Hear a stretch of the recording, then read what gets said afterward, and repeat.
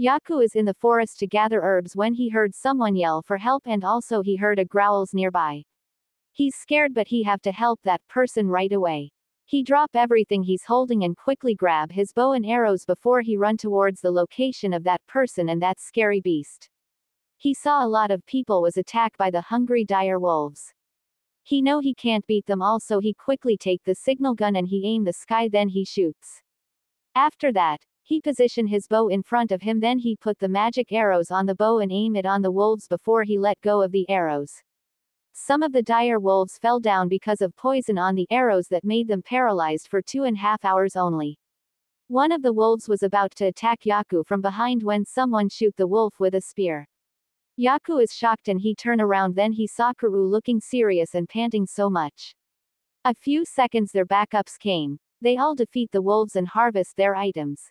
Yaku and Karoo are standing near each other without talking but Karoo broke the silence. He sighs before he spoke. So what the fuck are you thinking? Why are you attack them all alone? You have to wait for backups before you attack. Karoo scolding Yaku. I just wanted to help people okay. And besides you're here now, right? Yaku tried to explain. Can you two just shut the fuck up? You two are so noisy. Tetsuro, I understand your point but you don't have to scolding him. Kenma yell. In Morisuke, you just can't attack like that again okay? You're still not rank or rank S yet to handle this kind of case of missions and you might be in danger if you continue it. Kenma remind Yaku to be careful. And yes I understand that you wanted to help but you still have to keep yourself safe. Come on, let's go back to the guild to give report to Nekomata-san about this. Kenma is done with it. Kenma walked to their other guild members to tell that they have to go back to the guild and give a report to Nekomata as soon as possible. Karoo glare at Yaku who's packing his things and ready to go back to the guild. But he feel like someone glaring at him. He turn around and saw Karoo glaring at him angrily and intensely. He just raised his eyebrow at Karoo before he asked Karoo. What's your problem, Tetsuro-san? Are you mad at me because Kenma scolding you earlier? Or you're just jealous? Yaku is teasing Karoo. Karoo was about to attack Yaku when Kenma yell at them to go back to the guild right now. Karoo just clench his teeth before he turn around and walk away.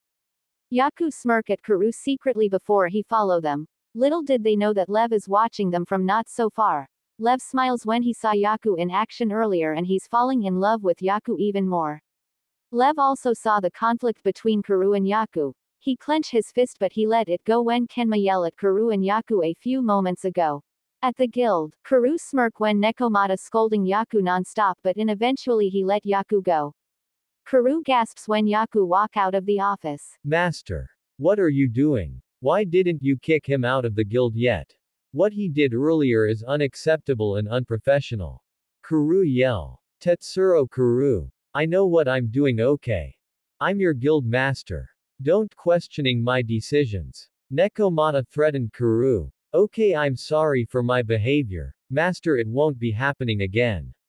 Karoo apologizing. It's okay Tetsuro but next time, you have to control your anger better so that you can't hurt someone's feelings again okay? Nekomata reminded Karoo. Okay, you may go now, Tetsuro, Kenma. Karoo and Kenma bow before they both leave the office exhausted and tired. Karoo groans because of frustrations. See. Look at what you did, Tetsuro. You made our guild master mad, congratulations. And don't blame Morisuke okay? Kenma is mad at Karoo. Not you too Kenma, I thought you have my back every time. What happened? Karoo is in disbelief. Yes I have your back Tetsuro but right now. I don't. Kenma is disappointed. Kenma walk out as Karoo gasps in disbelief. Karoo was trying to follow Kenma but Kenma did specifically told him not to. Karoo gritting his teeth because of frustrations and anger that he felt right now. He groans before he walked towards his dorm room. Meanwhile at the Fairy Kingdom Lev was in his room smiling and admiring the stars in the sky when his older sister Elisa came to his room to check on him out. Lev, you already knew that we fairies can't falling in love with humans because it's our rules here and you're not an ordinary fairy. You're the prince of the fairies and you're the future king. Elisa reminded Lev. I know about that but I don't know why I feel like this. I've never experienced this on anyone before.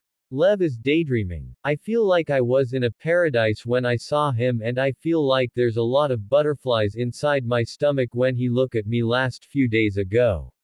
Lev is still daydreaming. Lev Haiba. Snap out of it. You can't falling in love with that human, and especially you're a boy. You have a lot of responsibilities as the future king of the fairies. You're going to marry a fairy princess that I've introduced to mom earlier. Elisa shouting. You did what now? And you didn't tell me this earlier. Also, you didn't ask my damn permission before you find a wife. Gosh. You're so unbelievable, Elisa. Lev is mad at his big sister. Yes. I did that just for you, Lev. What's your problem? I did you a favor. And I don't need your permission or anything to find you a wife. Why didn't you just thank me? Elisa yell at Lev. You did me a favor. Thanking you. Lev pointing at Elisa. Excuse me, Nissan. Who asked you to do that? No one. I can find my own wife. The engagement is off. I even don't know the girl that you set me up with.